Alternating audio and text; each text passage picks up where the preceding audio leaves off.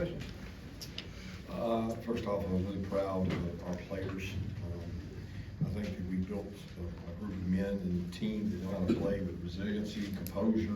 Really, we talked all week about having discipline to execute in crunch times, and they did that. They had discipline. I thought that our first 3 points came on them jumping off sides, and our kids were disciplined enough to stay on sides, and we stole a drive there. Give Missouri a lot of credit. I think Eli does a great job, and the team's hard to play. I count him as a 3-year starter quarterback. I don't know if that's exactly right, but he played against us here 3 years ago, and he got tremendous skill and great size on the defensive line. So our kids played really hard. The difference in the game was probably a kicking game this time, and Woodard coming through and used his returns and some critical red area stops. And that's what games come down to. You know, he actually said it during the week. 3rd down the red area, we would look back on as being major critical spots, and they played well in red area defensively, and we played well in red area defensively. Great team, great games, what the SEC is all about, and our reward is we get to do it again next week. So that's what the life in the SEC is. With that, I'll open it up. What about the interception of Nazi Stackhouse? Can you see what you saw on that play and how important it was in the exchange game? Biggest play in the game. It was slow motion. We told him after the game we didn't get a piano on his back. He said he took out. He just knew he was going to score. He didn't realize how far he had to run. He was out of breath about halfway. I thought Jalen Walker did a great job. Just a great example of having discipline to not block somebody or clip somebody in the back, and I did a great job there. You mentioned Peyton, but hitting a career long in a really big situation, just what do you feel like that said, the fact he was able to come through with that kick?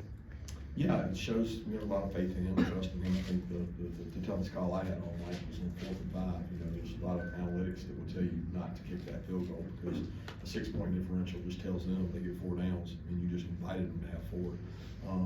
But I thought there was a chance we might have another chance at a field goal, and 3 and 3 would make 9. But if we don't hit the field goal, or we hit it and they go down and score, it's certainly a tough situation. You got to have confidence in the rest of your team; they can stop them. We got about half of that 3rd down back, and there was a consideration there on 4th and 5 to go for it. But because of Peyton and what he's been able to do, we kicked it. Coach, I think I noticed Kamar last year in the slot. I guess what went into the decision to move him in there, and what does it do for your defense to have a guy that can go do that? Well, Kamar is a talented football player, and when he first got here as a freshman, we had times that we worked him in the slot and we cross-trained because he's a matchup, really physical tackler, a really tough guy. And as we watched him during the week, we felt like we needed to have a weapon, some answers in the slot. And to do that, you got to have guys that go out the outside. And you know, Dalen and Julian had to go out there and play. You know, they made some good plays. They had some really close PIs and tough calls, and they had some really tough back shoulder throws. And when you take Kamari off in that boundary spot, you open yourself to those throws. So we think we have good corners that can play, and Kamari allows us. We're lucky that we have defensive players versatile enough to try to match up to some things they did. Why do you think this team has been able to make the plays to keep you guys undefeated when you've had so many tight games? You know, I think they believe in our system. We have built a culture of competitive edge in the 4th quarter.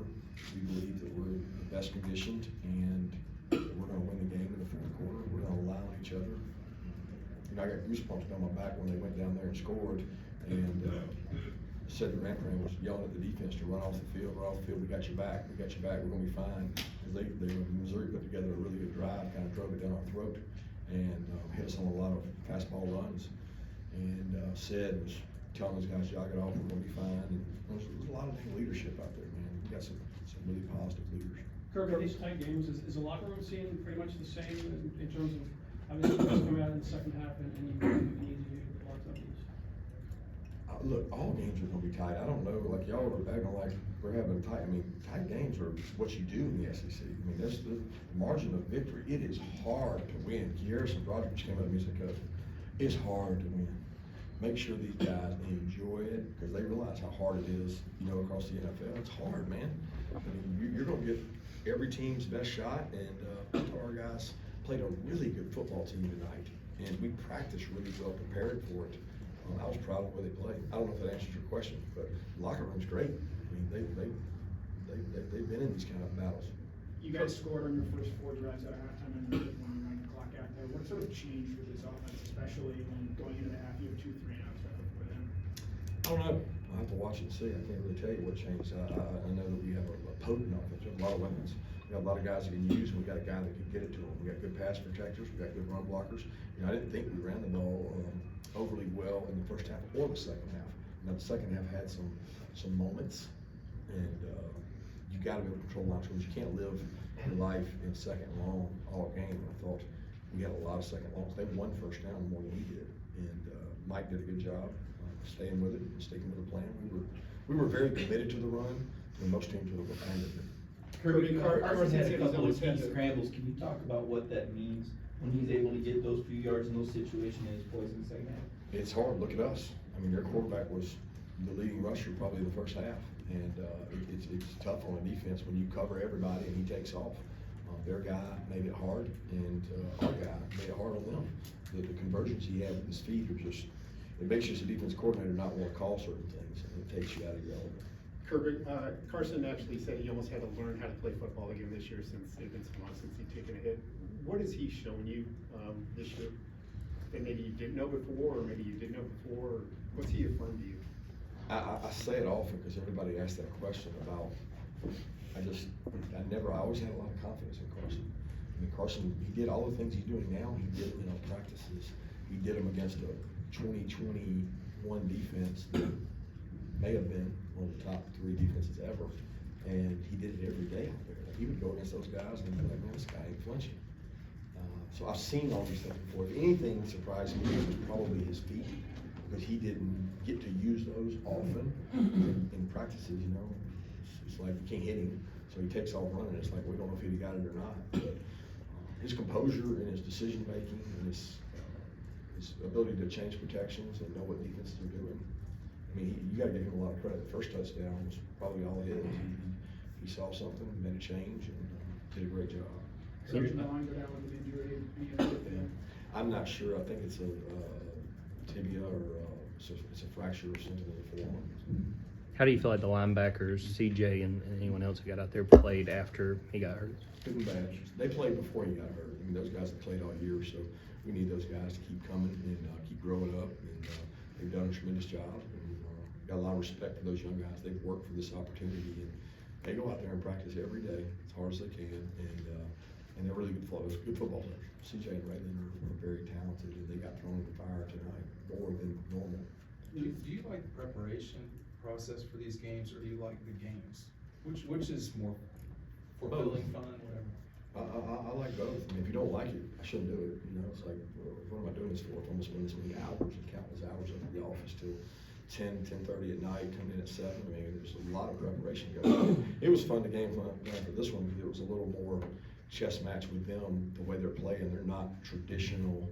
You know, they get in some 4 wide sets, and that's not like everybody's 11 and 12. They were 10, and we got to do some different things with that. They create tough matchups, and they get the best personnel on the field when they do that. So I enjoy that part. I enjoy seeing the kids play on game day. I enjoy the decision-making process.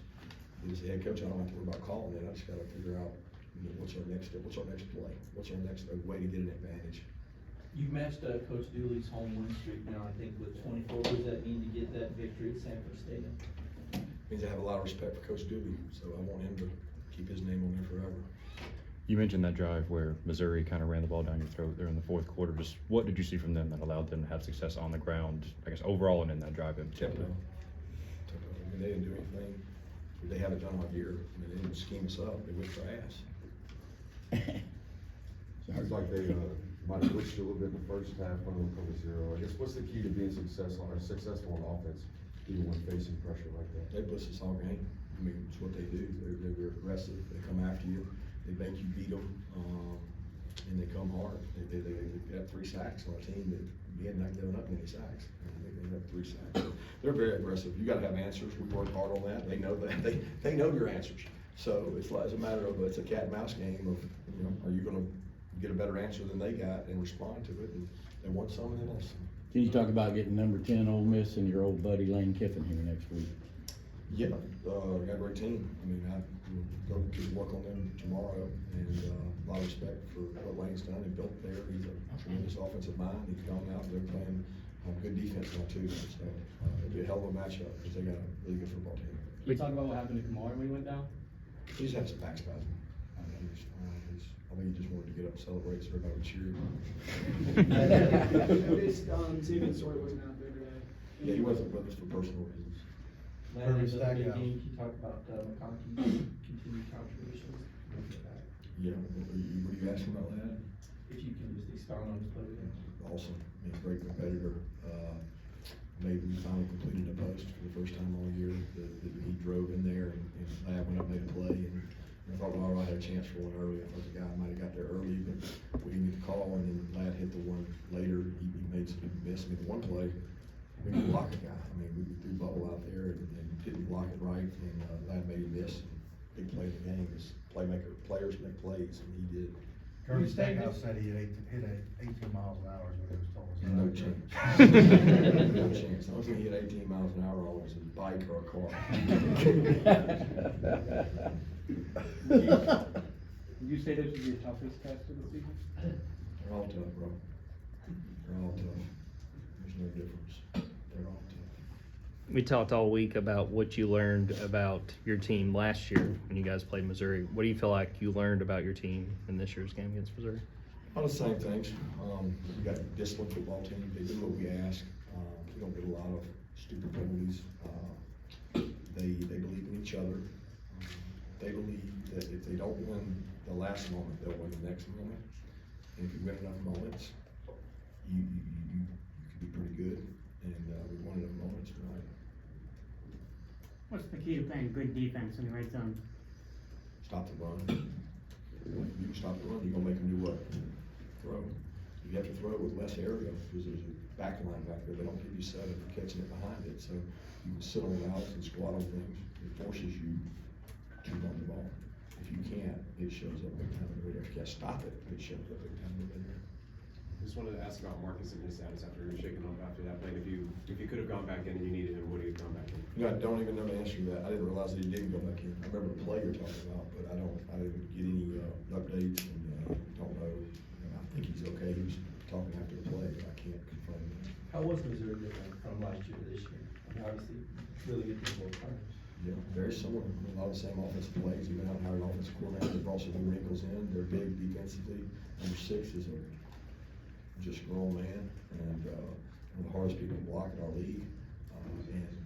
They are really good. They have a good football team. They play sound, good, everything. Special teams, they're sound. It's not like you go in and go, ooh, I got them here. You're trying to create an advantage, and it's hard to get a great field goal kicker. Coming down the stretch, do you feel like you guys are playing y'all's best ball, in November? I don't know. I mean, I think we've gotten better. I think we got to continue to improve. I thought we had a great week of practice for us. I thought we had a really good week of practice this week. I expected to play well, and our kids came out and competed. Schrader obviously has a big day. What about, concerns about a running game, or certainly got to tip your cap the way that guy ran and they blocked him? Yeah, he's a great runner, but they got a great scheme. I mean, they know when to run the ball. They're not running the ball into loaded boxes, and they do a great job with the stretch game. They run the stretch as good as anybody in college football, and they hurt us with it. Some big catches. Can Pop play in a cast? I don't think so. I don't know that. I have to go see. And I just got a text with the X-ray on it, so it's one of those that I doubt that he's going to be able to. I don't know that. Some big catches from Oscar. Just what do you feel like he brings to this offense? Great kid, great competitor, blocks his tail off, works hard, made catches down the field today. It's what we're recruiting for. I mean, Oscar does a good football player. Coach, should we expect the red zone package with Rock and maybe before we do that? Well, we saw a look we thought we liked, and I've told Mike and him that he gives us an extra dynamic there, and we didn't execute it very good. It wasn't his fault. And, I was glad that he used it because I trust Brock. I think he brings an extra dynamic to the game. How did Dom handle the week, and how do you think what it meant to him to get in the end zone against his old team? Oh, I know it meant a lot to him. There was a ton of players out there hugging him afterwards. He's such a great teammate and competitor that I know it meant a lot to him, but it meant a lot to them too.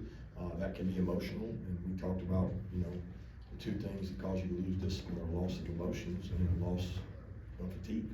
And you don't let fatigue set in because you lose discipline. You don't let emotion set in because you lose discipline, and he didn't do that today, and I'm really proud of him. Let's take two more questions. Coach, were you disappointed right before half or 2 minutes left, y'all didn't take advantage of the opportunity to maybe go down and score some more points right before halftime? Absolutely not. We didn't let them take advantage of it either. So, if we hurry up and punt it to them, they got more time. So the goal is to get a first down and score. If you don't do that, the goal is don't give them the ball. So am I disappointed we didn't quite convert? Yeah, but he didn't call timeout either, because he's sitting there thinking, oh Lord, if I call timeout, I'm gonna help him. And then we kicked the ball to them, and they didn't take advantage of it either. The fans were booing after you decided not to kind of go for it. How do you feel about it? Which time? And at the end of the first half, you kind of. They were booing it at I think the 2-minute mark he's talking about, where we stalled out. But I'll be honest with you, I gotta make decisions based on what wins games, not what wins spreads. Thank you.